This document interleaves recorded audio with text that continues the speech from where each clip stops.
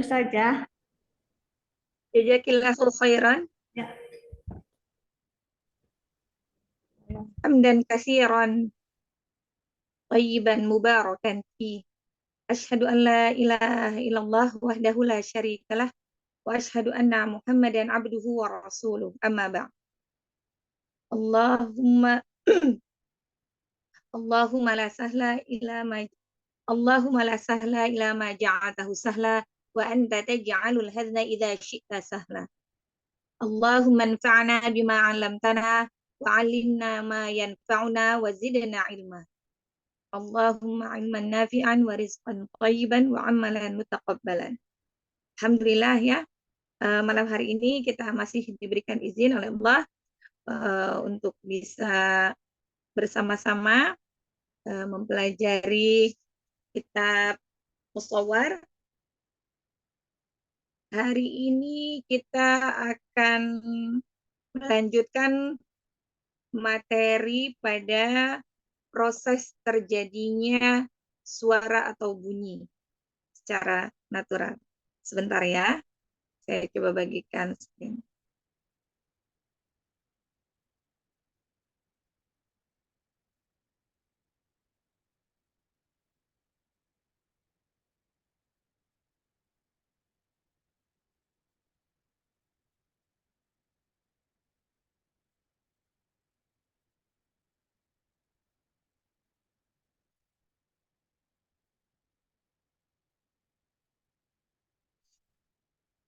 Bagaimana kabarnya Umahat malam ini? Belum menyapa ini tadi sebelumnya. Alhamdulillah. Alhamdulillah bikhair Ustazah. Ya, Alhamdulillah bikhair Ustazah. Ini baru selesai juga ini tadi ada Zoom. Nah, jadi hari ini kita akan melanjutkan ya materi kita yang lalu. Kalau materi kita yang lalu itu kan kita masih pada organ pengucapan dan proses terjadinya suara ya. Kalau yang bulan lalu ya, bagian-bagian dari apa namanya gambar-gambar organ pengucapan ya kemarin itu ya. Ada bagian-bagian lidah, bagian-bagian gigi ya. Nah, hari ini kita akan masuk pada proses terjadinya suara atau bunyi secara natural. Nah, bunyi itu secara alami terjadi dengan banyak cara. Kita akan lihat ini di sini. Mengapa sih sepertinya kita penting sekali ini mempelajari bunyi-bunyi ini ya? Karena nanti kita akan masuk pada latihan membaca huruf-huruf Arabiah yang pada saatnya nanti ternyata kita akan bertemu pada bunyi-bunyi seperti yang akan kita pelajari malam ini ya. Jadi yang pertama kita lihat di situ. Yang pertama adalah bunyi dari dua benda yang saling berbenturan. Nah, di sini kita lihat ya.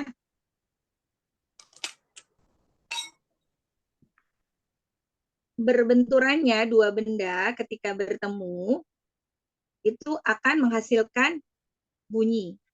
Coba kita lihat di situ ada gambar dua tangan. Kalau misalnya tangan kanan dan tangan kiri, itu tangan kanan dan tangan kiri yang dibenturkan ya, sehingga dia menimbulkan bunyi. Coba kalau misalnya hanya tangan kanan saja yang kita goyang-goyangkan, nah itu tidak akan menimbulkan bunyi. Ya, Umat ya. Jadi harus ada dua benda yang dibenturkan. Ya. Dua benda yang dibenturkan. Atau ya dua benda yang bertabrakan gitu ya. Sehingga dia menimbulkan bunyi. Atau dua benda yang bertemu. Seperti contohnya tangan kanan dan tangan kiri. Nah, apabila dipertemukan, baru akan menimbulkan bunyi. Tapi apabila tangan kanan saja, tidak akan menimbulkan bunyi. Atau tangan kiri saja yang kita gerakkan, maka tidak akan menimbulkan bunyi. Begitu juga dengan contoh itu yang kita lihat. Ada palu dan kayu. Kalau palunya saja yang kita gerakkan, atau kayunya saja yang kita gerakkan tanpa dipertemukan, maka tidak akan menimbulkan bunyi benturan. Nah, kelak nanti pada saat kita mempelajari makhorijul huruf, maka kita akan dipertemukan pada bunyi seperti benda-benda yang saling berbenturan. Paham, Umar? Untuk poin 1. Kita lanjutkan ya. Selanjutnya, yang kedua, yaitu terpisahnya dua benda yang menempel kuat. Kita lihat, di situ ada contohnya kertas. Nah, kertas satu lembar dalam satu kesatuan, itu apabila kita pisah antara kanan dan kiri, kita buat sobekan, maka dia akan menimbulkan bunyi. Ya, tapi kalau kita hanya satu lembar, tidak kita sobek, tidak ada bunyi. Begitu juga dengan itu ada ranting, ranting itu menyatu.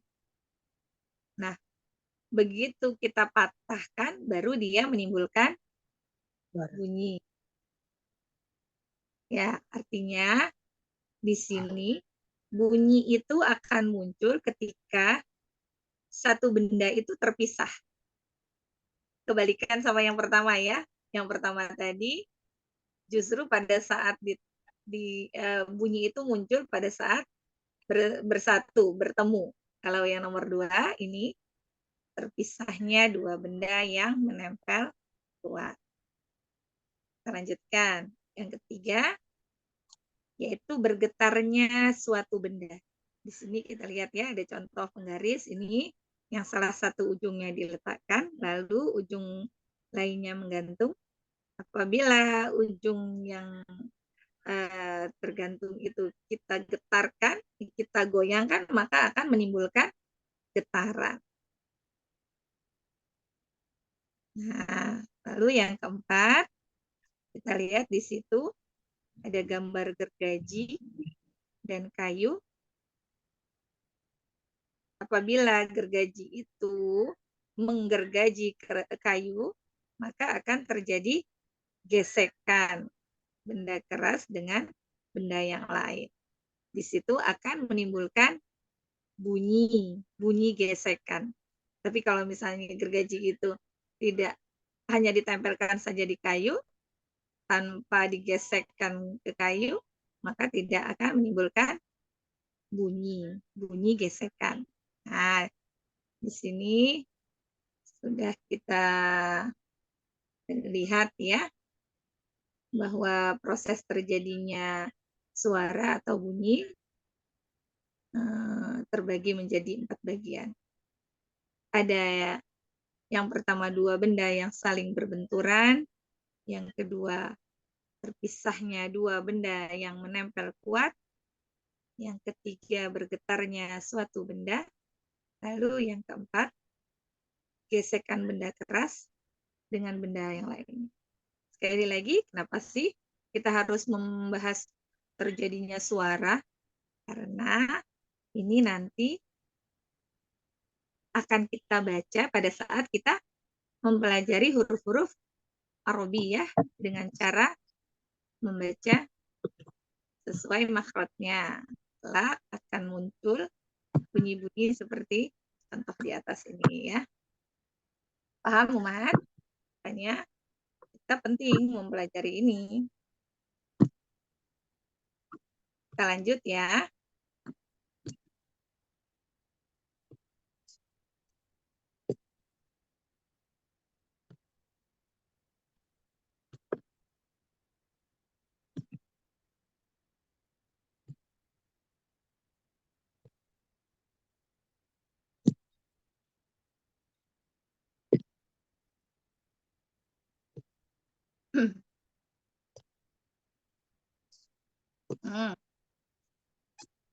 Kita lihat selanjutnya di sini kita akan membahas tentang definisi huruf. Sekarang kita lihat definisi huruf.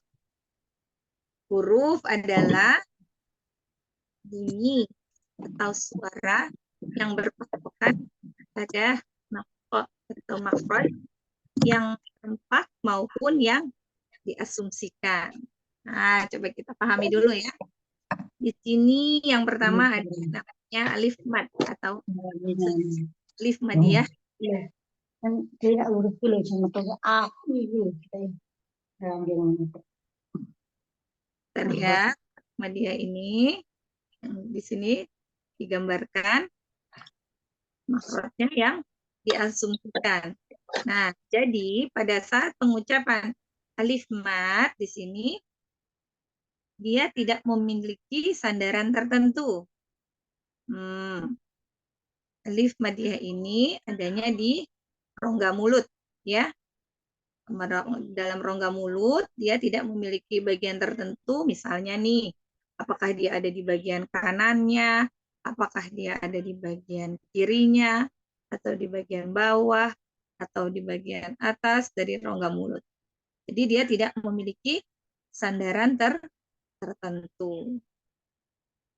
Nah, untuk pengucapan huruf-huruf madiyah adalah huruf yang keluar dari rongga mulut yang tidak memiliki sandaran tertentu.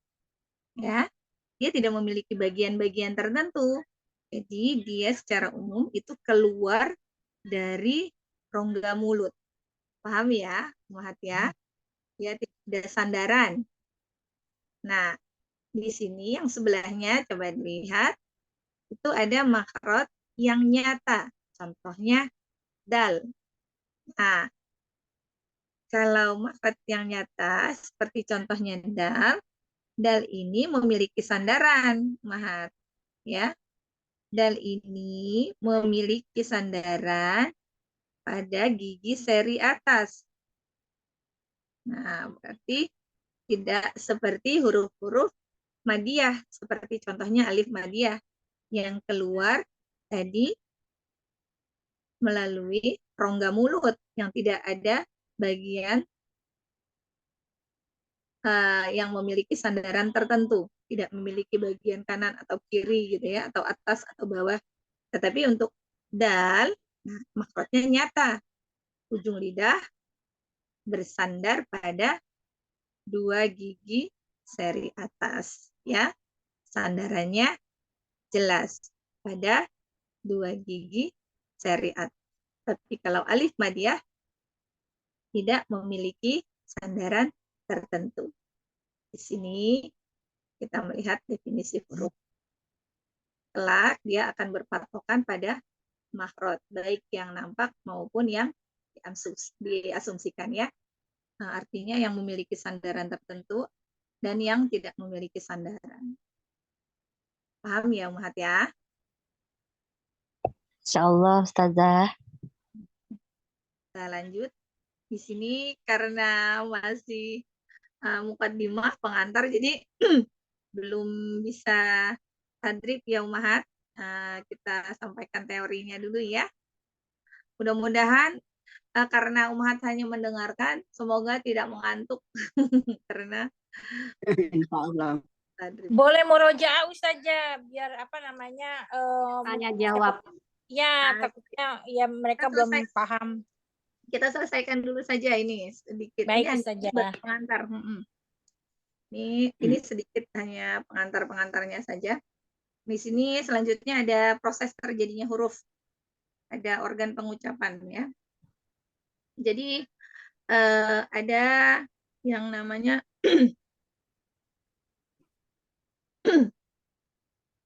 huruf yang sukun, huruf sakin, yaitu huruf ini keluar dengan membenturkan atau menempelkan dua bagian dari organ pengucapan. Nah, kita coba lihat di sini. Terjadinya huruf yang sukun, yaitu dia keluar dengan membenturkan atau menempelkan dua bagian dari rongga pengucapan. Dari organ pengucapan. Seperti contohnya mim sukun di sini.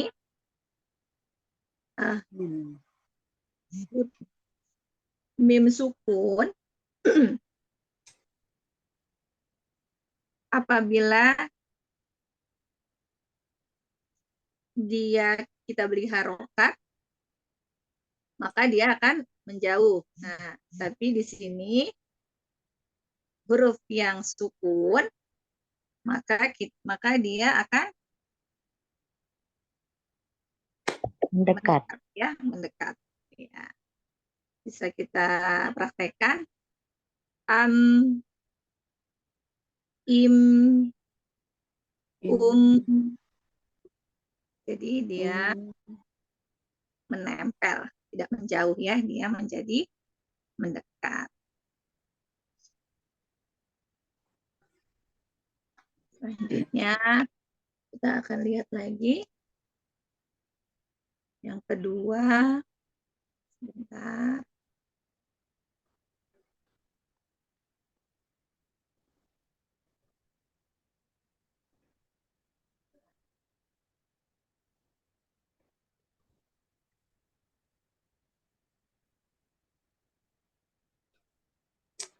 Buram ya. Kurang jelas ya. Jelas sekali. Ada yang sudah punya buku tajwid musawwar, tajwid bergambar? Wah, sudah. Sudah, Ustazah. Alhamdulillah. Belum Ustazah. Sudah sampai Jepang, Ustazah. Masya Allah. Kemudian ya. Masya Allah. Masya Allah. Yang kedua, kalau gitu lebih mudah lagi ini pelajarinya ya. Ini ada yang kedua, yaitu huruf yang berharokat. Huruf al-mutahad. Huruf yang berharokat di sini, huruf ini keluar dengan merenggangkan dua bagian dari organ pengucapan yang diiringi oleh mahroj berdasarkan harokatnya. Kita lihat ya. Jadi dia ini terjadi dengan merenggangkan dua bagian dari organ pengucapan. Yang tadinya merapat waktu sukun ya, kita lihat tadi pertama, begitu diberi harokat justru dia semakin menjauh ya. Awalnya tidak ada suara pada saat tidak bertemu.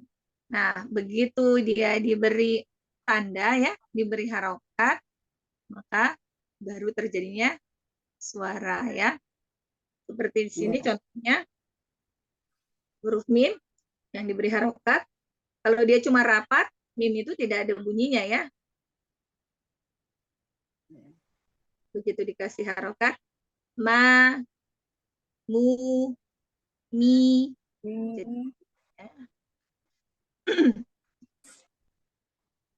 Jadi ada bunyinya. Jika berjauhan, tidak akan menghasilkan bunyi. Jadi begitu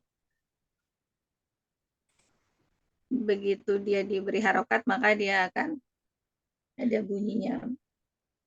Ma, mu, mi. Nah, itu proses terjadinya huruf pada organ pengucapan. Lalu yang ketiga di sini kita lihat ada huruf mad dan lin. Nah, di sini pada keadaan alif mad ya di sini ya. Huruf ini keluar dengan menggetarkan pita suara di dalam pangkal tenggorokan dan disertai oleh terbukanya mulut pada alif dan lidah dalam posisi istirahat. Nah, bagaimana nih? Lidah dalam posisi istirahat tidak berfungsi. Jadi lidahnya itu tidak sampai terangkat ya, lidahnya tidak bergerak, jadi lidahnya diam, rata, tidak perlu terangkat, sehingga mengakibatkan sering terjadinya pengucapan huruf itu menjadi ya pada saat posisi lidah ikut bergerak.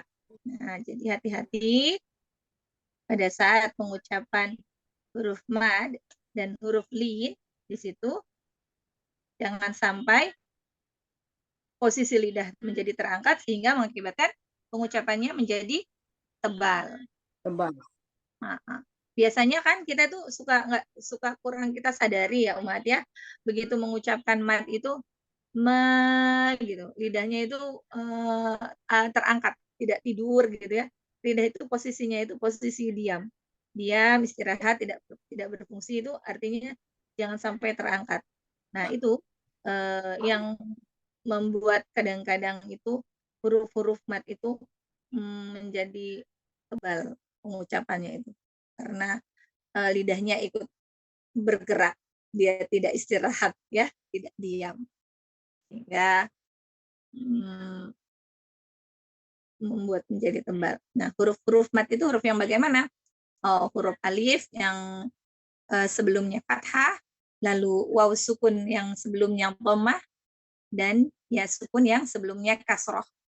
Jadi pengucapannya itu lidahnya nggak usah ikut-ikutan ya. I, dan huruf-huruf lin.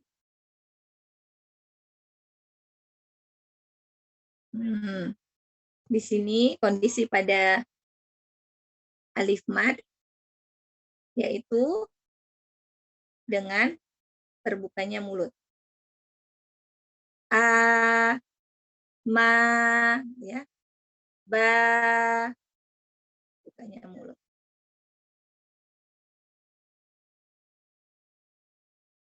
Kita lanjutkan lagi.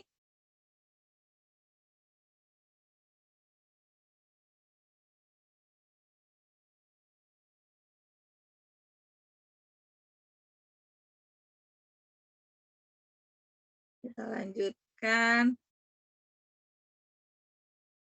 pada huruf mat dan lin pada saat kondisi waw mat ya, atau waw madiyah.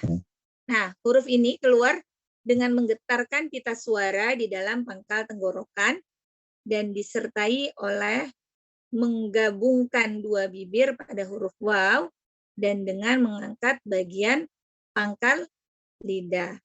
Nah, kalau kondisi waw madiyah di sini mengangkat bagian pangkal lidah. Bu, ya. Jadi pada saat pengucapan waw madiyah itu memang secara otomatis bagian pangkal lidah kita akan terangkat ya, Mat. Tu, su. Coba dilihat gambarnya itu. Nah, dua bibir pada saat mengucapkan huruf waw madiyah, huruf waw, lihat lingkarannya. Jadi umat harus membuat bentuk bibir itu seperti gambar di atas. Coba ya, dilihat ya bulatannya itu ya. Kadang-kadang kita itu membuatnya itu bulatannya terlalu lebar sehingga hurufnya itu menjadi kadang-kadang bu, terbukanya terlalu besar. Tidak bu gitu ya.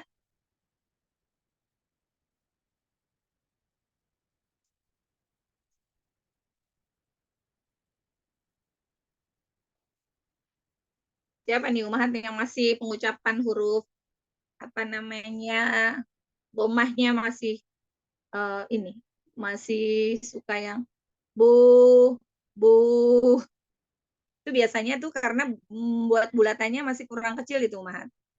Seperti yang kita lihat contoh di atas ini. Dua bibir saat mengucapkan huruf waw. Nah, dibuat sedemikian rupa sehingga sempurnalah pengucapan huruf waw mat. Selanjutnya bagian yang ketiga dari huruf mat dan lin yaitu pada kondisi ya madiyah.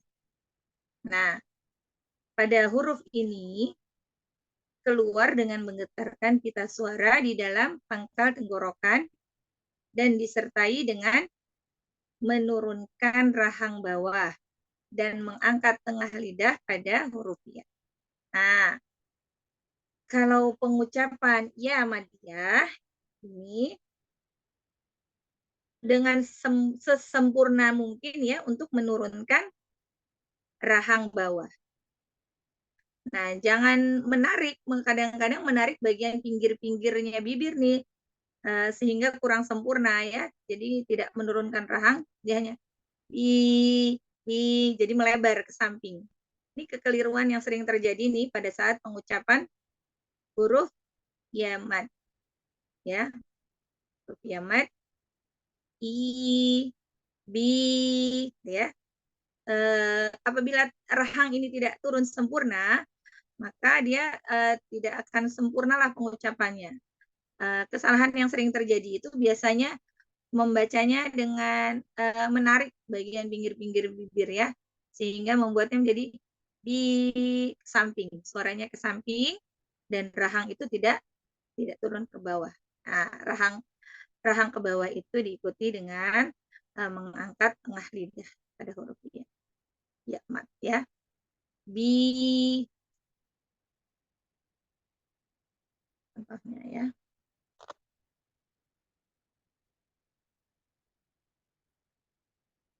Paham Umahat ini?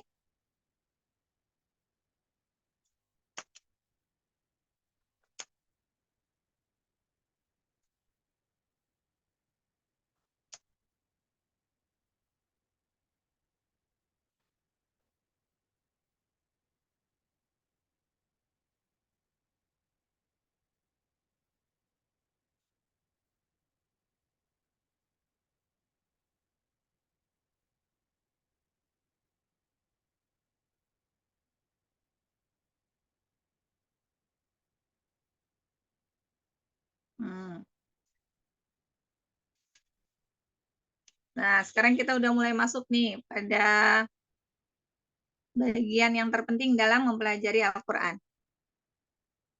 Nah, semua umahat di sini sudah belajar makhorijul huruf ya? Sudah belajar makhorijul huruf semua umahat? Insya Allah sudah. Insya Allah sudah. Ustazah. Ya, ini hal yang paling penting. Ini bab yang paling penting pada saat kita akan mempelajari Al-Quran. Nah, pada saat kita akan mempelajari Al-Quran, hal yang paling penting yaitu adalah makhraj atau artikulasi huruf Arabiyah, yaitu pengucapan makhorijul huruf. Nah, kalau ibaratnya kita itu membangun sebuah gedung, ya sebuah gedung itu maka harus kuatlah fondasinya. Nah, disinilah fondasi itu ya. Apabila kita membuat fondasi yang kuat, maka gedungnya akan bertahan lama. Tapi kalau fondasinya nggak kuat, gedungnya cepat rubuh, cepat runtuh. Benar ya, Mat? Ini makhraj inilah yang paling penting pada saat kita mempelajari Al-Quran. Kuatkanlah dulu makhrajnya. Nah, karena kenapa sih harus kita pelajari ini? Karena belajar membaca Al-Quran itu tidak hanya memerlukan prakteknya saja. Kadang-kadang kan ini apa namanya, mudah-mudahan umat di sini nggak seperti yang ini ya, yang pernah saya dengar ya. Banyak sekali para tolibah itu cuma ingin praktek membaca aja, nggak usah pakai teori deh, gitu ya. Karena susah belajar teori gitu ya. Pada saat kita praktek itu ternyata kita memang harus didukung dengan belajar teori. Iya, nggak bisa ya hanya praktek-praktek saja ya. Jadi kita tetap harus belajar teorinya. Iya, jadi jangan pernah bosan ya untuk mempelajari teori ya. Insyaallah yang di sini enggak ya. Ya, sekarang nih kita akan masuk pada makhorijul huruf. Yo, coba umahat kan sudah tahu semua nih pasti. Karena udah pada belajar ya. Ada berapa sih makhorijul huruf itu? Tempat keluarnya huruf itu ada berapa? 5 tempat. 5. Dengan terperincinya. Secara umum ada 5. Sebutkan satu-satu. Al-kha jauh. Al-jauh, Al-jauh, al-harfu, al-lisan, al-fatah, al-khaisum. Oh, ternyata memang sudah dipelajari ya, Umat. Tapi nggak apa-apa ya, jangan pernah bosan-bosan ya pada saat misalnya ada lagi pelajarannya, itu semoga akan lebih menguatkan ingatan yang ada pada diri kita ya. Sehingga nantinya apabila kita lebih paham, maka praktek pengucapannya pun akan lebih baik, insyaallah ya. Coba kalau misalnya al-jauh, huruf apa aja sih yang ada di dalamnya. Ajauf itu sendiri apa? Coba Umahat sebutkan. Ajauf itu apa? Rongga Rongga mulut. Rongga sampai ke mulut. tenggorokan sampai rongga mulut. Ya, jadi segitu luasnya ya, dari tenggorokan sampai ke rongga mulut. Hurufnya Umahat ada apa saja? Ada 6, jadi Tiga ya. 3 di mulut. Oh Di iya. tenggorokan. Huruf mad. Jadi hurufnya itu ini bilangnya yaitu 3 dari huruf huruf mad. mad. Nah, itu ya. Iya. Terus kalau misalnya yang selanjutnya setelah al-jauf apa? Al-halqi. Al-kaf. Hurufnya apa? Hurufnya Al-haq dibagi Hamzah, ain, ha, ghain, kha. in. jadi di tenggorokan bagian mana? Coba sebutkan 3 bagian tenggorokannya. Bagian tenggorokannya disebutkan. Ain, ha, Aqsal halqi, wastul halqi, adnan halqi. Ya, ada dari 3 bagian. Kalau yang aqsal halqi hurufnya apa? Hamzah. Hamzah dan ha. Wastul yang di wastul halqi. Ha. Ha sama ain. Iya. Hurufnya jangan ha, nggak boleh ha, tapi Ha. hati dengan hamzah di ujungnya itu ya, ha itu ya, ha dan ain gitu ya. Oh, bukan di sini bukan ha, di sini bukan ha. Afwan ya, yang itu tadi bukan ha, tapi ha. Ya. Ha dan ain. Yang ada di wasal tadi ha dan ain. Ain dan ha. Adnal halqi. Halqi ada Ghain sama kha. Ya. Sama ngapain sama kok. Nah, di sini kita lihat dulu ya. Di sini kita lihat gambar di sini. Makhraj yang pertama itu ada rongga. Ada rongga yang meliputi rongga tenggorokan plus rongga mulut ya, di sini plus rongga mulut. Lalu dari rongga itu muncullah 3 huruf mad. Situ ya. Ada jamat, ada waw mad ya, ya madiyah, waw madiyah dan alif madiyah. Jadi kalau kita mengucapkan 3 huruf mad tersebut, maka tidak ada penghalang ya, dia keluar langsung dari rongga tenggorokan. Jadi pengucapan hurufnya ringan. Ba, bi, bu, ma, mi, mu. Dia keluar langsung dari rongga tenggorokan menuju rongga mulut tanpa penghalang.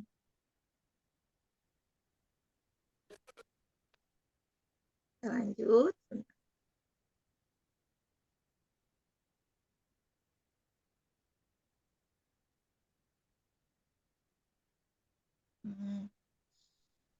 Nah, di sini ada peringatan. Di sini ada peringatan bahwa semua huruf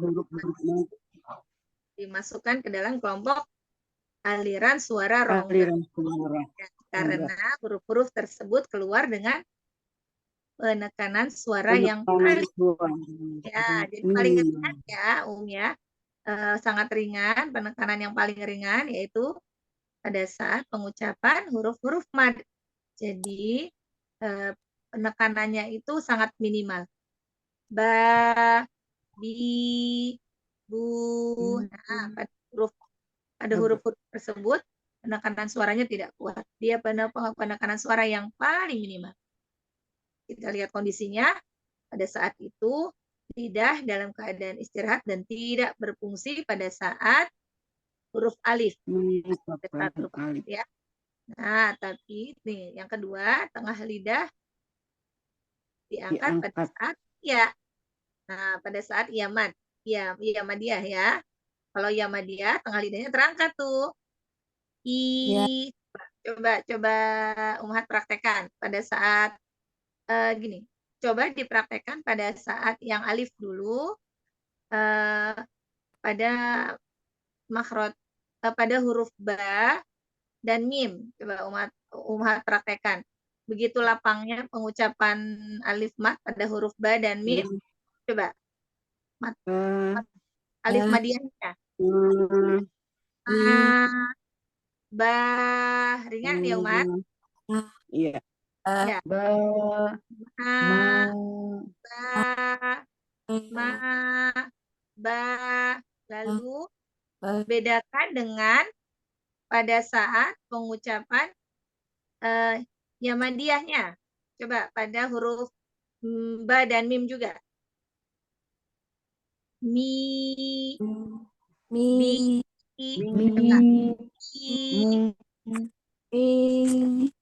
Nah, Umahat merasakan bahwa ada tengah lidah yang terangkat.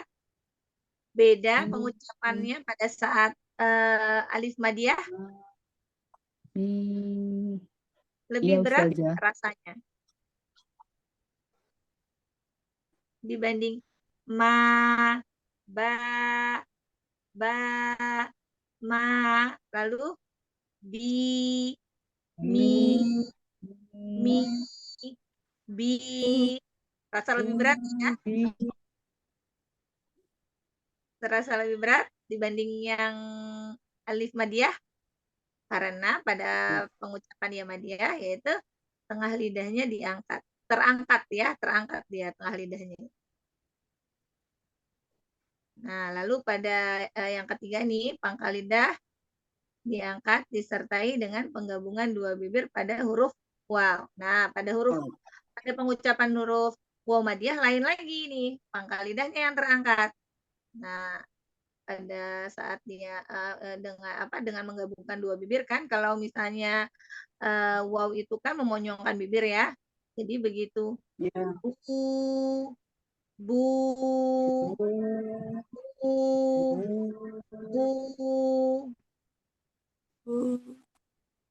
Nah, pangkal lidah yang terangkat di sini. Jadi walaupun sama-sama huruf mad, namun kondisi lidahnya berbeda-beda ya, Umhat. Perhatikan ya, pada saat pengucapan alif madiyah, ya madiyah, dan waw madiyah, posisi lidah itu berbeda-beda. Ya, kalau pengucapan alif madiyah, kondisi lidah itu benar-benar tidak bergerak ya, dia tidak dia benar-benar istirahat dan tidak berfungsi. Tapi pada saat pengucapan huruf ya madiyah, tengah lidah itu terangkat. Pada saat pengucapan huruf waw madiyah, pangkal lidah itu Terangkat. Ya, beda kondisinya ya. Pada saat alif madiyah dia lebih ringan. Nah, itu catatannya ya, peringatan penting pada saat pengucapan huruf mad. Nah, sementara huruf waw dan ya yang bukan huruf mad, maka dia akan dikelompokkan lagi pada makhraj yang lainnya. Dia memiliki makhraj tersendiri karena penekanan suara pada huruf tersebut lebih dari pada saat huruf mad. Umaha tahu di mana letaknya huruf waw? Coba pada makhraj apa? Asafatain. Terus kalau huruf ya? Oh iya. Ya tahu Ya, Tengah lidah. lidah itu berarti apa? Syafatain. Alisan, lidah loh. Alisan. Oh ya, alisan. Ya, alisan ya. Nah, jadi pada kondisi waw madiyah dan ya madiyah, dia masuk dalam kelompok mahrot al-jauf. Tenggorokan al-jauh. Apa namanya, Mul. waw dan ya itu memiliki kelompok makhraj sendiri ya. Pada saat dia tidak dibaca mad, maka penekanan suara pada huruf tersebut berbeda ya. Makanya dia masuk pada kelompok makhraj sendiri. Waw masuk pada as-safatan, ya masuk pada al-lisan. Oh.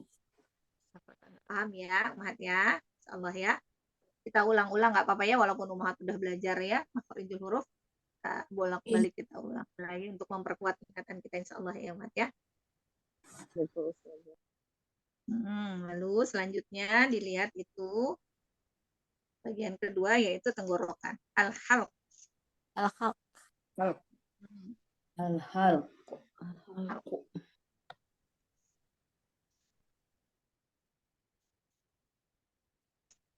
Di sini tenggorokan. Pada tenggorokan tadi udah kita lihat ya. Ada 3 makhraj untuk 6 huruf. Jadi ada bagian-bagiannya ya Umat. Kalau tenggorokan itu makhrajnya ada berapa? Pertanyaannya misalnya. Ada 3 makhraj. Lalu hurufnya ada 6. Enggak, enggak. ya hurufnya ada. Di sini ada aksol hal ya, pangkal tenggorokan. Pangkal tenggorokan itu makhrajnya ada pada hamzah dan pada huruf H. Oh, dikategorikannya besar. Huruf H itu besar. Huruf H yang keluar dari pangkal tenggorokan, aksol hal itu dikategorikan pada hamzah dan huruf H besar. Lalu pada wastul hal tengah tenggorokan, maka makhrajnya ada huruf ain dan huruf H. Jadi kalau misalnya ya huruf H yang keluar dari tengah tenggorokan, di sini kategorinya H kecil ya. Kalau Anda bilangnya nggak H besar, nggak H kecil, tapi gini, ada Anda cuma gini. Coba kalau misalnya hurufnya H yang mana H yang dari pangkal tenggorokan gitu, atau Anda bilang H yang tengah tenggorokan gitu. Anda nggak bilang H besar, H kecil, tapi di sini bisa disebut dengan H besar, H kecil ya. Karena dari bunyi ya mungkin ya Umat ya. Jadi bunyinya kan kalau misalnya yang tenggorokan bagian bawah itu karena dia keluar langsung ya dari tenggorokan, dia bunyinya H lebih besar daripada huruf H yang keluar dari tengah tenggorokan. H, H gitu. Biasanya dia keluar apa namanya, ada nafas dulu yang keluar ya, udara yang keluar lalu diikuti dengan suara. Jadi dia nampak lebih kecil. Lalu yang ketiga yaitu pada adnal halq, yaitu ujung tenggorokan. Makhraj hurufnya itu pada ghain dan kha. Nah, pada ghain dan kha. Kita lanjutkan lagi.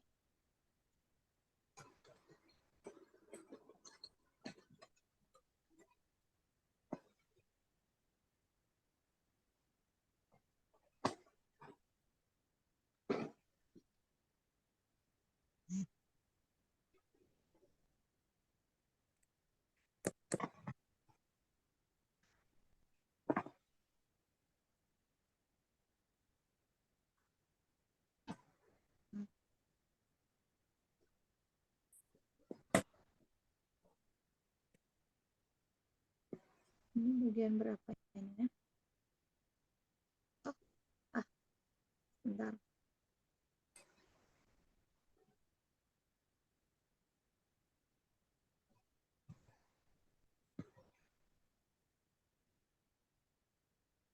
Pangkal tenggorokan.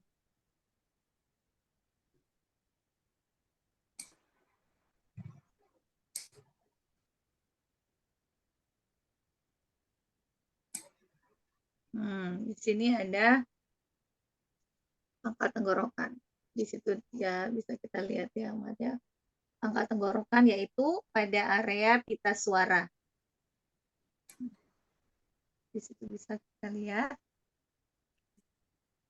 pada area pita suara munculnya huruf H besar. Terlihat nggak tulisannya? Kalau Ahmad bisa besarin ya, itu gambar pita suara, bagian pita suara itu yang di sebelah kiri bisa diperbesar, Ahmad bisa diperbesar. Muncul huruf H besar dengan membuka sebagian kedua pita suara.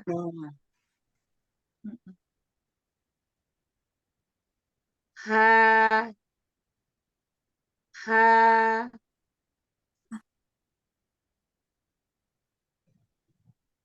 lalu muncul huruf hamzah berharokat dengan merenggangkan kedua pita suara. Ya. Jadi pada saat gini, bedanya ya pada saat huruf H, munculnya huruf H dengan membuka bagian kedua pita suara pada saat berharokat ya. H, H gitu. Nah, tapi munculnya huruf hamzah yang berharokat, kita lihat. Justru dia dengan merenggangkan kedua pita suara menjadi renggang. Karena pada saat pengucapan huruf hamzah, pertamanya itu huruf hamzah itu tidak terbuka kan bunyinya ya. Iya. Dari tertutup, begitu diberi harokat, maka dia baru terbuka. Maka dia dari tertutup, pada saat dia menjadi terbuka, maka dia merenggangkan kedua pita suaranya. Jadi, A, dari tertutup tuh, tadinya A, menjadi merenggang. Nah, bedakan dengan pada saat pengucapan huruf H. Kalau H memang dari awal dia sudah terbuka, ya. Tapi kalau hamzah pertama itu sebelum diberi harokat ya tidak terbuka huruf hamzah. Nah, setelah diberi harokat maka dia akan merenggang kedua pita suaranya. Beda ya umat ya. Pada saat pengucapan huruf H dan pengucapan huruf hamzah itu berbeda. Dilihat gambarnya itu berbeda ya bagian tengah. Nanti yang di gambar ketiga, nah pada saat huruf hamzah itu diberi tanda sukun, ya, maka dia akan berbeda lagi. Dilihat itu merapat, ya, pita suaranya, yaitu dengan menutup rapat dua pita suara. A. Jadi pada saat pengucapan hamzah sukun, disitulah terjadi penutupan dengan rapat dua pita suara. Pada saat pengucapan huruf hamzah yang diberi tanda sukun, berhentinya suara, berhentinya nafas. A. Ya, jadi rapat ya, pita suaranya jadi tertutup rapat. Kalau misalnya dia diberi harokat dari rapat, dia menjadi terbuka. A dari A. Beda ya. Huruf hamzah yang tadinya sebelum diberi harokat itu dia tertutup, pita suaranya begitu diberi harokat menjadi A. Nah, selanjutnya apabila dia diberi tanda sukun, maka dia akan merapat lagi. A.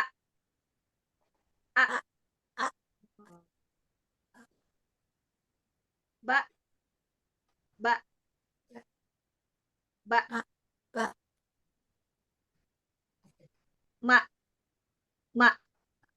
Ma. Tertutup.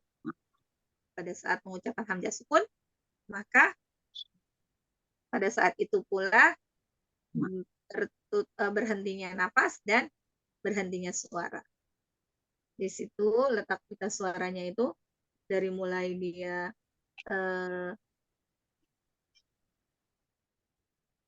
terbuka pada saat dia berharokat, maka pada saat dia sukun dia menjadi rapat.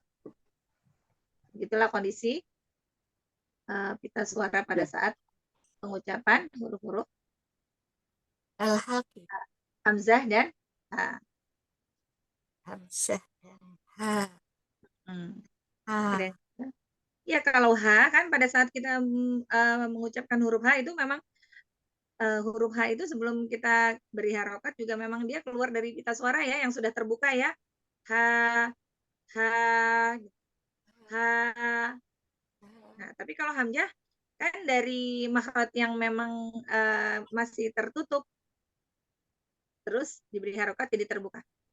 A, A, A.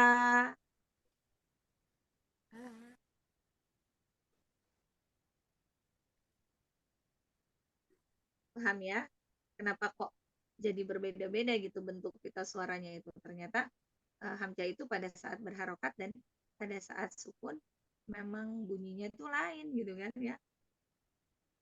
Yang diberi harokat dia menjadi terbuka, sedangkan yang diberi tanda sukun dia menjadi tertutup.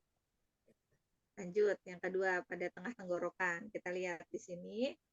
Nah, area katup tenggorokan pada makhraj huruf ain, kemudian juga huruf H kecil.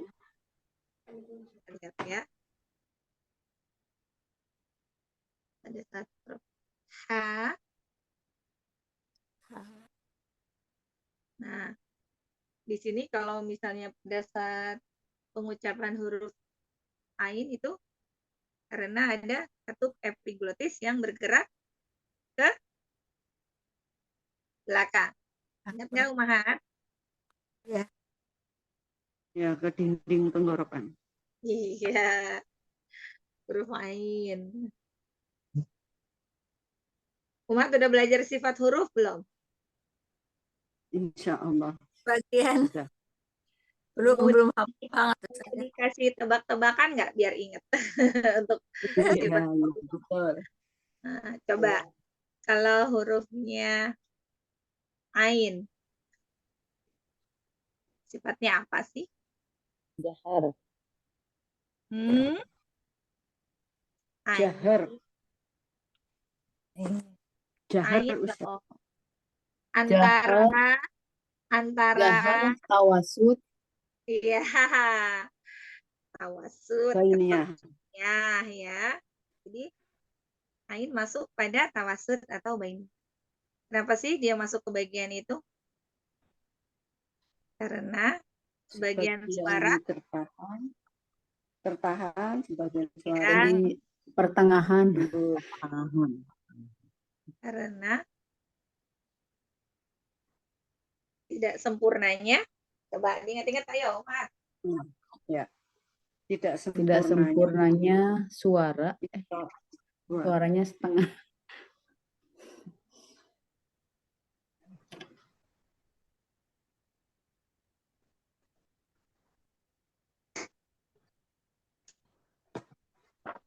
Kenapa?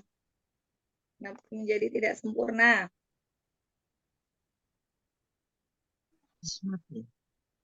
Kenapa sih menjadi tidak sempurna? Karena tertutup katup tenggorokannya apa ya? Lebih mepet ke dinding. karena sebagian suara itu ketika pengucapan ain mengalirnya sebagian suara karena lisan mizmar atau katup epiglotis bergerak ke belakang.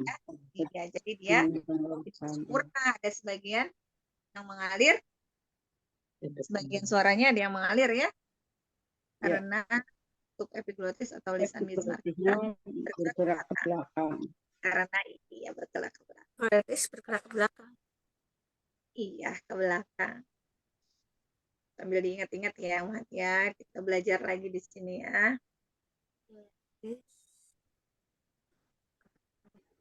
Kalau huruf H,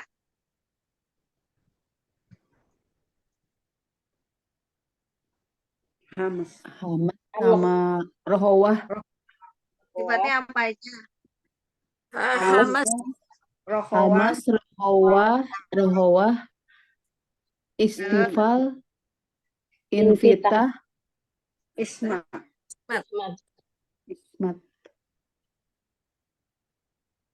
Pinter-pinter umatnya.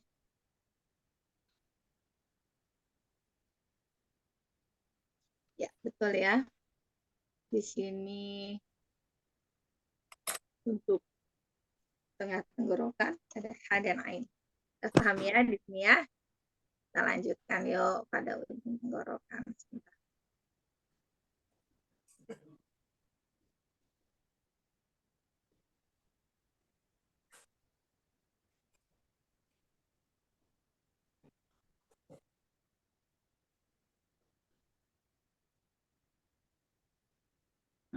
Yang terakhir nih, ujung tenggorokan. Nah, area akar lidah dengan daging langit-langit bagian lembut, makrot huruf ghoin, ghoin dan kho, dan ghoin dan kho.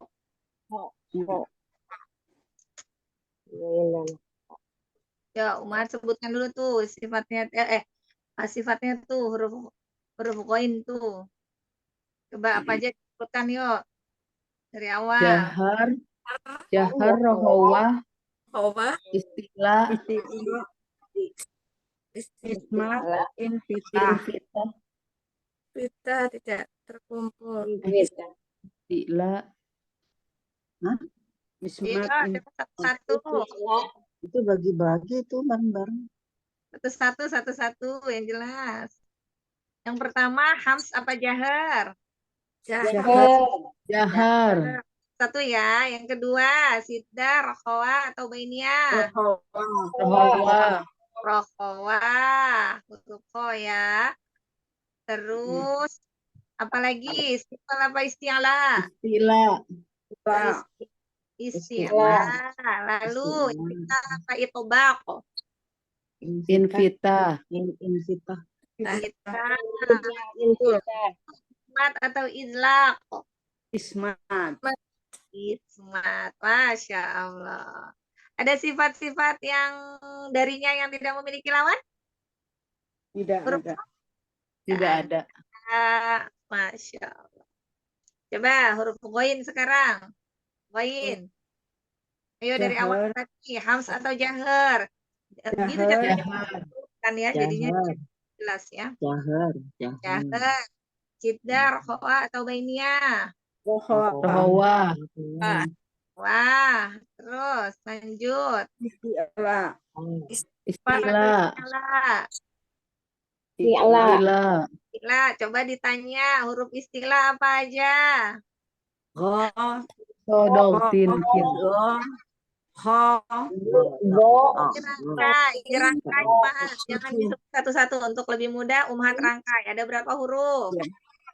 Ada tujuh, Ada 7 huruf. Rangkai ucapannya. Khotim. sodoktin, So, do, tin, tin. Riz.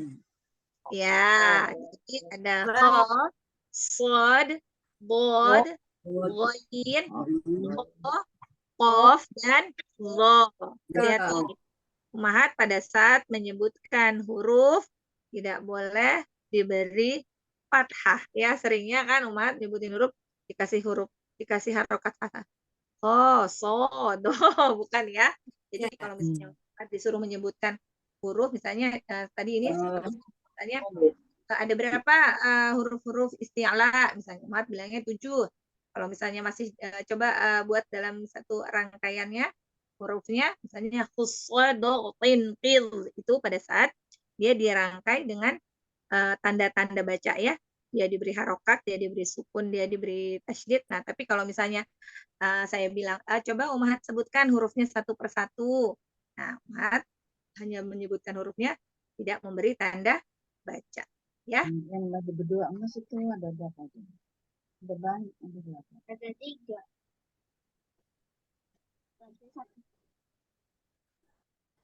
Paham ya, Umat? Insyaallah. Insyaallah Ustazah. Jadi ini kita itu malam ini hanya sampai di bagian tenggorokan dulu ya, terakhir ya. Nanti wah, ini kan ada makhraj huruf kaf. Kaf itu udah masuk ke makhraj apa ini, Umat? Lisan. Alisan. Ya, sudah masuk ke alisan. Nah, nanti alisan akan ada pembahasan yang sekarang saya mau tanya. Umat, ada berapa sih alisan itu hurufnya? 10. Huruf 18, 18, 10 makhraj. 18. Enggak, Makhrajnya ada. sebentar, saya mau tanya. Alisan itu ada berapa makhraj dan ada berapa huruf? Ada Ada 10 18 makhraj. huruf pada 10 tempat. Ada 10 makhraj, lalu ada berapa huruf? 18. 18 huruf. Sekarang satu-satu ya, saya mau tanya. So, Bapak ya Umat, ini belum kita belum kita bahas, tapi kita untuk mengingat aja kembali ya. Ini ada berapa nih sekarang pesertanya ini? Ini saya mau coba satu-satu ya. Sudah diurutkan di sini. Coba yang pertama sebutkan dari mana saja keluarnya huruf lam. Yang pertama. Lam. Lam dari tepi ujung lidah menyentuh gusi atas. Bukan keluar dari tepi ujung lidah hingga akhirnya menyentuh langit-langit atas. Atau Mi, bukan tepi ujung, Mi. Bukan tepi ujung, tapi dua ujung lidahnya. Ya, coba. Dua tepi ujung lidah. Kalau di gigi lah, Pak. Coba. Jangan dua tepi ujung. Coba nggak pakai ujung lagi. Dua ujung lidah. Makhrajnya apa itu tadi? Lam ya. Akhirnya menyentuh langit-langit atas. Langit-langit atau gusi, Mi? Umi, langit-langit atau gusi? Ya, gusi. Ya. Kalau di buku saya ada dua macam, memang ada langit-langit atau gusi geraham atas. Mi, kalau gusi nanti Umi kalau langit-langit Umi terlalu jauh nanti sentuhannya. Gitu. Ya. Gusi. Lam keluar dari dua tepi lidah. Jadi gini, Umi perbaiki lagi catatannya, coba. Jadi keluar dari antara tepi lidah, secara bersamaan itu bertemunya dengan gusi atas. Gusi atas.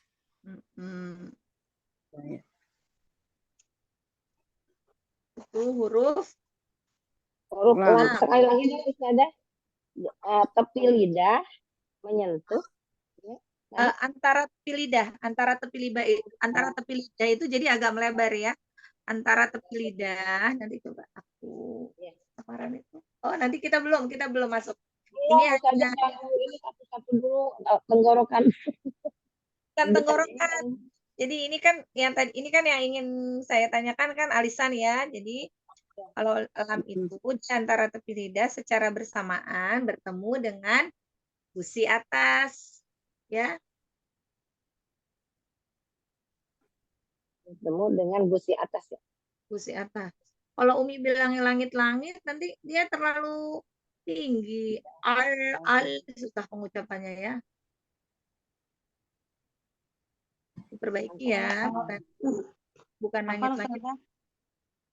Kalau antara tepi lidah menempel pada gusi atas yang sejajar dengan 8 gigi itu Ya, betul. Jadi gini, boleh nggak? ya, jadi nanti pada saat pengucapan itu antara tepi lidah itu artinya tidak dengan ujung lidah ya. Antara tepi lidah secara bersamaan akan naik ke atas. Nah, dia itu seluas 8 gigi seri atas lebar lidahnya. 2 gigi seri depan, 2 gigi seri samping, 2 gigi taring sama 2 geraham yang pertama. Ya, jadi diambilnya dari tengah lalu ke samping-sampingnya sejajar ya, tidak lebih ke kanan atau tidak lebih ke kiri ya. 8 gigi.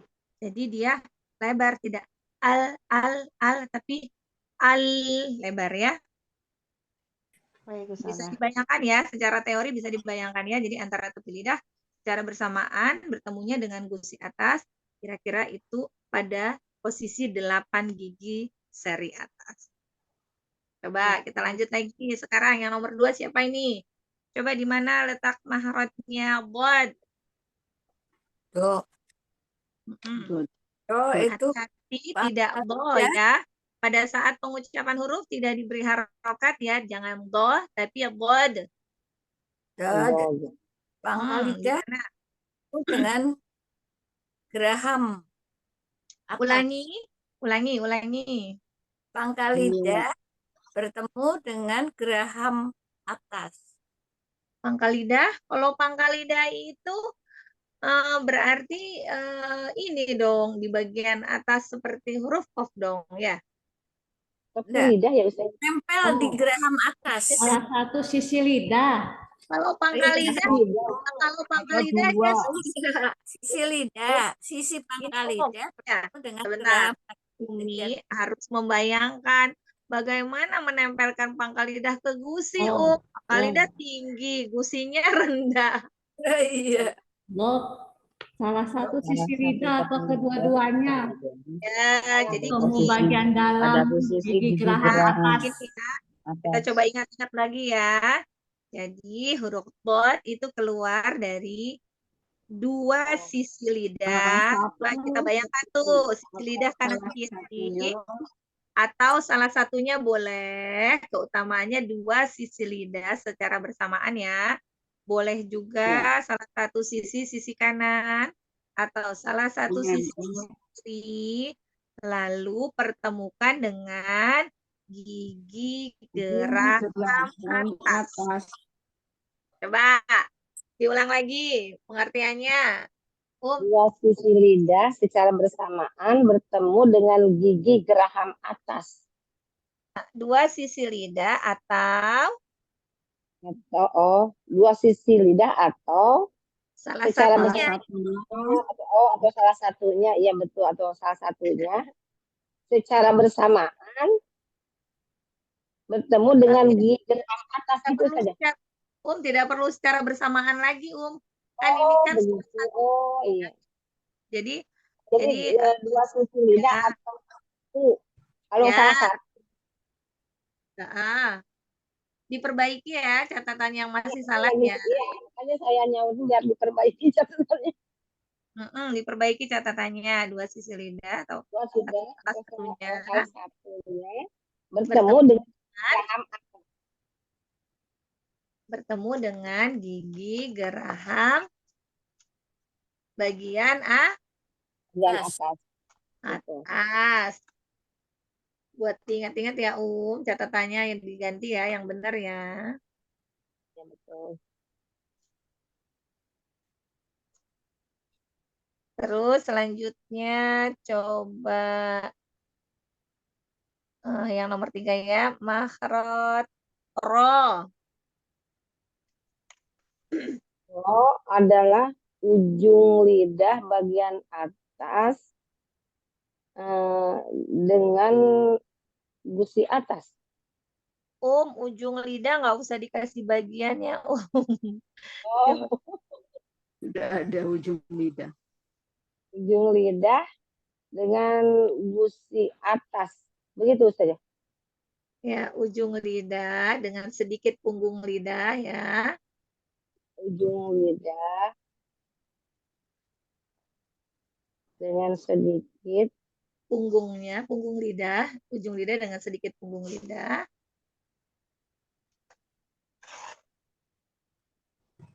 punggung lidah Bertemu dengan gusi atas.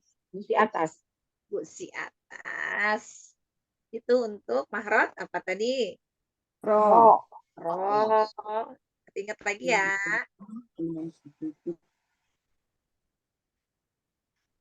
Selanjutnya hurufnya kaf. Coba siapa ini gilirannya? Huruf kaf. Saya saja. Gimana maksud kaf? Kaf. Pangkal lidah saja. Ayo sempurnakan jawabannya. Pangkal lidah Apa? bagian bawah bertemu langit-langit yang keras dan Coba saja. bunyikan. Coba bunyikan. Ak. Ak. Beri harokat. Ka. Ka. Ya, harokatnya fathah, kasroh, dhammah. Ka. Ki. Ku. Sukunkan. Jadi fathah, kasroh, dhammah, sukun gitu ya. Kalau cara mempraktekkan huruf ya, bunyinya ya. Coba. Ka. Ki. Ka. Ki. Ku. Ak. Ya. Sempurnakan bunyi dhammah, bunyi kasroh ya, Iya saja. Nah, Pi. kasrohnya masih miring, Coba sempurnakan bunyi Ki. kasrohnya. Ki. Ki. Ulangi. Ka. Dari awal. Ka. Ki. Ku. Ak. Ahsan. Jangan terlalu dalam ya. Kalau Ya. terlalu dalam nanti bunyinya ak. Ak. Tidak terlalu dalam ya. Ya Karena saja. kan bawah. Ka, ki, ku, ak. Ka. Ki. Ku. Ak. Ya, ke depan sedikit. Ini Ak. masih agak terlalu belakang ya. Hati-hati. Ka, ki, ku, ak. Tidak terlalu ke belakang. Huruf kaf, makrotnya. Karena dia pangkal lidah bagian bawah. Bawah. Ya saja. Masya Allah. Lanjut. Selanjutnya makhraj qaf. Berikutnya qaf. Nomor 5 saja. Enggak, yang lain. Pangkal lidah. Kof. Kof. Pangkal lidah bagian atas bertemu langit-langit lunak ya. Ya, praktekkan. Ko. Ko. Ki. Ku. Ak. Ko. Ini habiskan. Saja. Sekali lagi. Ko. Ki. Ko. Ki. Ku. Ak. Kalau pengucapan makhraj ko dia bersih jadi nggak ada ko, ki, nggak ada ko. Ko. Ak, o, Ak. ki, ku, ak, ko. Ak. Ko. Ko. Ki. Ko. Ki. Kok pakai hams ya? Itu masih ada hamsnya, Ada hams. Ya, kesalahannya di situ ya. Ko. Ko. Ki. Ku. Ak. Ko. Nanti latihan lagi ya. Ya saja. Ki, ku, ak, ko. Nanti latihan lagi ya, supaya tidak ada, supaya bersih ya bunyinya. Jadi kalau masih ada hamsnya itu dia masih mendekati mahrot kaf itu, mendekati jadi belum sampai ke pangkal lidah bagian atas. Selanjutnya ya, siapa itu? Nomor berapa selanjutnya? Nomor 6 ya saja. Ini makhraj jim. Jim. Tengah lidah bertemu dengan langit-langit atas. Hurufnya ada 3. Langit-langit atas. Jim ya. Langit-langit atas. Langit-langit atas bagian tengah saja. Ya, bagian. Jadi tengah lidah bertemu dengan langit-langit bagian setengah. Bagian atas. Bagian. Pada makrot itu ada berapa huruf? Ada 3 huruf, jim, shin, dan ya. Ya, Masya Allah. Jim, shin, ya. Oh, ya. Lalu huruf fa, huruf fa. Siapa nih berikutnya?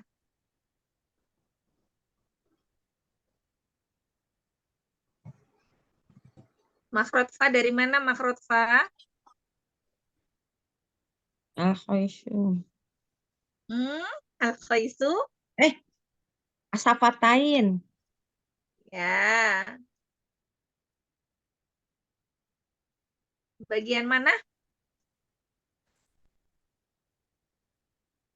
Di seri atas menyentuh bibir bawah bagian belakang. Ya.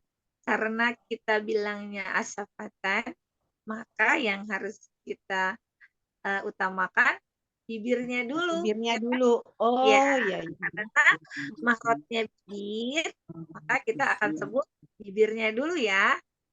Oh, iya, baik. Coba suaranya keluar dari mana? Makrotnya keluar dari mana? Bibir bawah bagian dalam bertemu dengan gigi seri atas. Ditambahin catatannya. Ujung gigi seri Ujung gigi seri atas. Oh iya. Ya, salah. Jadi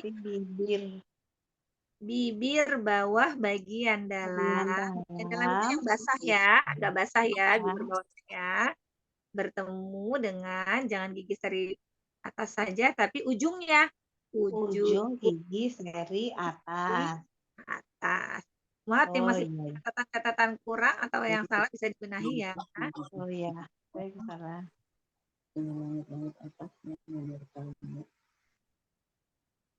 Lalu hurufnya sekarang sa, makrot sa.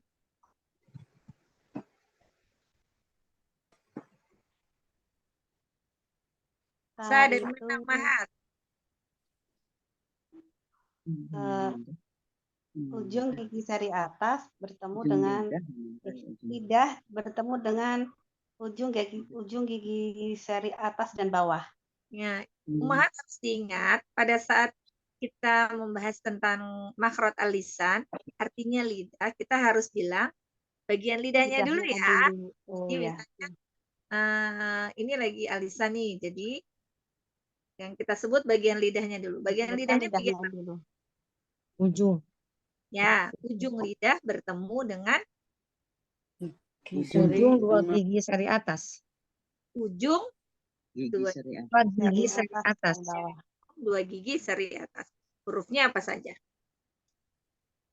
Ta, za,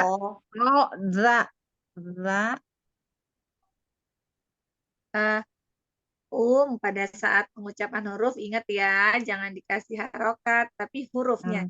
Zal. Tidak za. Zal, to. Bukan to, tapi zo. Ada sa, ada zal, dan ada lo. Ya, hati-hati ya, pengucapan hurufnya jangan salah ya, kelompoknya ya. Kita ini dulu, kita rasa-rasakan dulu, kita coba praktekkan. Ujung lidah bertemu dengan ujung 2 gigi seri atas. Coba ketemuin sama ujungnya 2 gigi seri atas. Ujung lidahnya. Sa, za, zal, lo. Sa, za, zo. Lalu ini yang selanjutnya nih, yang selanjutnya siapa? Udah nomor berapa ini? Makrot ta. Sekarang makrotnya ta.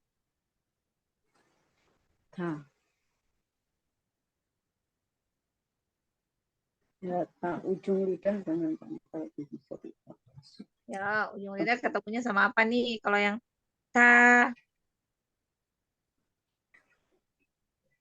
Belakang gigi seri atas. Gusi belakang gigi seri atas. ujung lidah bertemu dengan Ujung lidah bertemu dengan gusi di belakang gigi seri atas. Pangkal gigi seri atas atau tempat tumbuhnya pangkal. gigi seri atas ya. Pangkal gigi seri atas atau tempat tumbuhnya ya. Oh, tempat tumbuhnya. Ya, kan? Pangkal gigi seri atas sama tempat tumbuhnya sama ya. Oh iya. Tapi difahami dulu, maksudnya kira-kira letaknya di mana sih kalau di tempat tumbuhnya itu? Dia itu tumbuh antara gusi dan gigi berarti, ya kan? Ca, dal, o.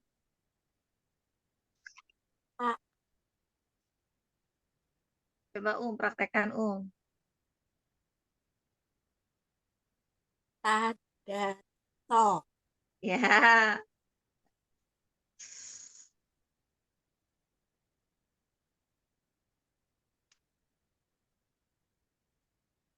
Kalau di makhraj al-hawisum itu tempat keluarnya bunyi apa,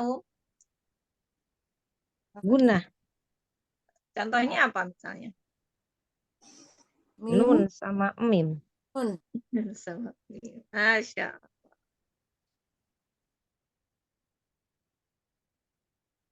Hidung.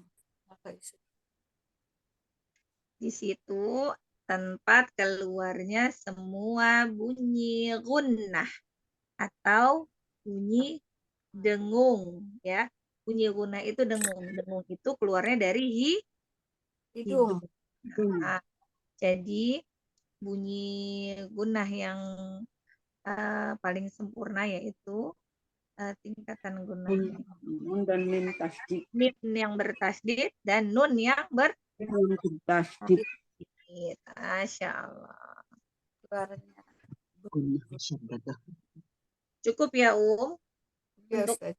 mengingat-ingat pelajaran apa namanya makhrijul huruf ya dan sifat ya. Nah, insya Allah pertemuan berikutnya kita akan lanjutkan kembali. Pertemuan malam ini cukupkan sampai di sini. Ada pertanyaan?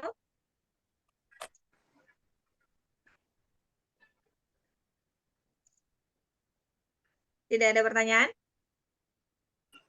Insya Allah. Sebentar ya. Cukup? Baik ya. Kita tutup ya. Ya, Ustaz. Alhamdulillah. Kita tutup pelajaran kita malam hari ini. Insya Allah akan menambah ilmu ya untuk kita semua ya. Jangan bosan-bosan ya untuk terus memurojaah ilmu-ilmu yang sudah kita dapat ya. Semoga Allah memberkahi pertemuan kita malam ini. Baiklah, kita tutup dengan hamdalah dan doa kafaratul majelis. Alhamdulillahirabbil alamin. Subhanallahirabbil alamin. Hamdika asyhadu an la ilaha illa anta astaghfiruka wa atubu ilaik. Mohon maaf ya apabila ada kesalahan dalam menyampaikan materi. Pada Allah saya mohon ampun. Assalamualaikum warahmatullahi wabarakatuh. Waalaikumsalam warahmatullahi wabarakatuh. saja atas masukan ilmunya. Sampai jumpa di bulan depan. Disampaikan bermanfaat ya. Allah. Sampai jumpa bulan depan. Kami